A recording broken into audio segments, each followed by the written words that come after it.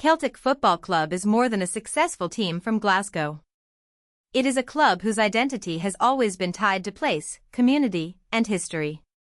Known simply as Celtic, the club competes in the Scottish Premiership, the top level of Scottish football, and has grown into one of the most decorated football institutions in the world. Its green and white colours are instantly recognisable, its rivalry with Rangers is one of the fiercest in the sport, and its support stretches far beyond Scotland. But Celtic's story did not begin as a sporting empire. It began in the East End of Glasgow, with a social purpose that shaped everything that followed. Celtic was founded in 1887, during a period when Glasgow's East End was home to many Irish Scots families facing poverty and hardship. The club's original purpose was not simply to win matches, but to help alleviate poverty in that community. Football became a way to raise funds, gather people together, and create a shared symbol of pride. That founding mission matters because it gave Celtic an identity from the very beginning. The club was not just another team formed for competition. It was connected to a specific population, a specific district, and a cause that gave supporters a reason to feel that Celtic represented them. Celtic played its first match in May 1888, and the opponent could not have been more significant, Rangers. It was a friendly, but Celtic won 5-2, creating an early spark in what would become one of football's most famous rivalries. At the time, nobody could have known that this meeting would grow into the Old Firm Derby, a fixture watched and discussed far beyond Scotland. That first victory also gave the young club immediate momentum. For a team created only months earlier, beating a future rival so convincingly helped establish Celtic as a serious presence in Glasgow football almost from day one. In the decades that followed, Celtic quickly established itself within Scottish football. The most important early sign of dominance came in the first decade of the 20th century, when the club won 6 successive league titles. That run was crucial because it proved Celtic's rise was not temporary. The club had moved from charitable origins into elite competition and was building the standards expected of a major institution. Winning 1 league title can be a breakthrough. Winning 6 in a row creates a culture. It teaches supporters to expect success, opponents to fear consistency, and players to understand that they are part of something bigger than one season. Celtic's visual identity also became fixed during this early period. The club has worn green and white throughout its history, but in 1903 it adopted the hooped shirts that remain its signature look. Those hoops are more than a kit design. In football, colors and shirts become emotional shorthand. They connect different generations of supporters who may never have watched the same players or lived through the same eras. A Celtic shirt from the modern day still carries a visual link to the club's early 20th century identity.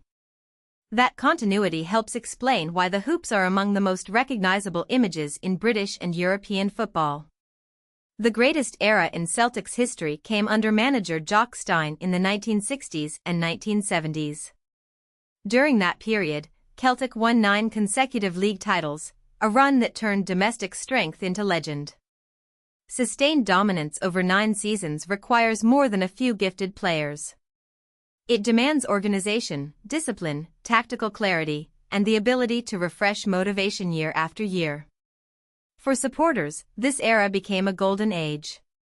For rivals, it set an intimidating benchmark. Stein's Celtic did not merely win, they built a reputation for being relentless, and that reputation still shapes how the club's history is remembered. The peak of that golden age arrived in the 1966-67 season.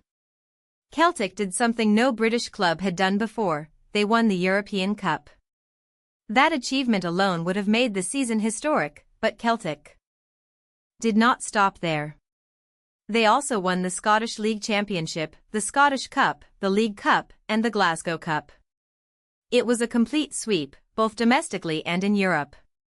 The 1967 European Cup triumph gave Celtic a permanent place in continental football history.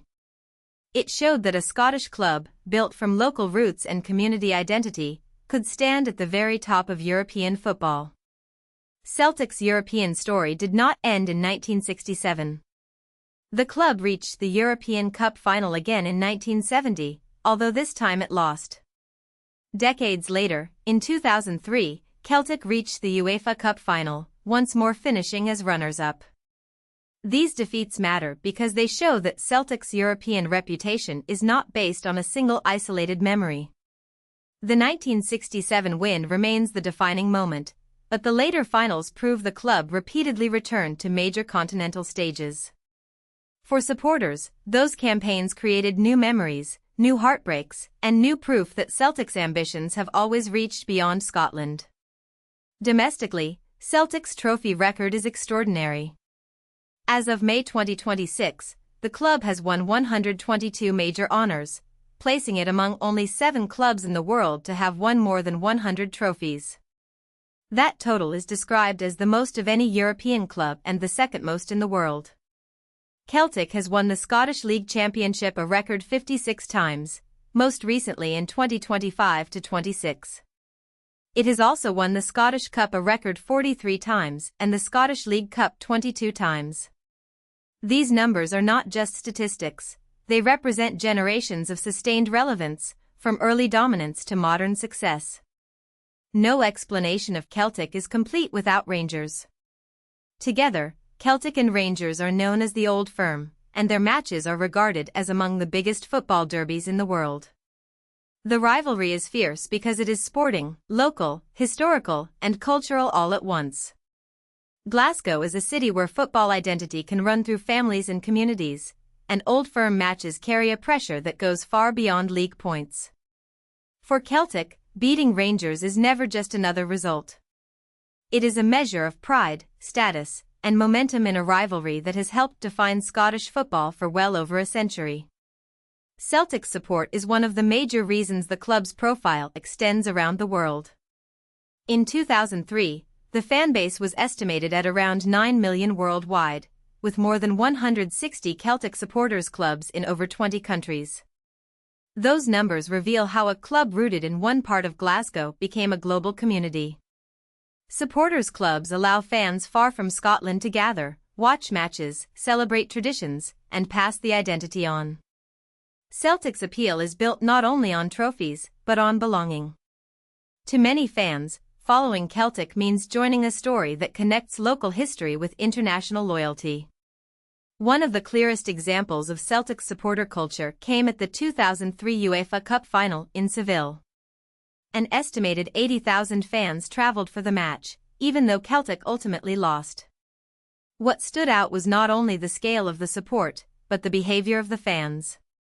Their loyal and sporting conduct, despite defeat, earned fair play awards from both FIFA and UEFA. That moment is important because it reflects how Celtic's identity is measured in more than victories. The club's history includes trophies, rivalries, and famous matches, but it also includes a supporter culture proud of loyalty, resilience, and representation. Celtic F.C. endures because its story combines rare ingredients, a founding mission, a powerful visual identity, a historic rivalry, European glory, domestic dominance, and a worldwide fanbase. From its 1887 purpose in Glasgow's East End to its 1967 European Cup triumph and its record-breaking Hall of Honours, Celtic has built a legacy that reaches far beyond the pitch. The club is both deeply local and unmistakably global.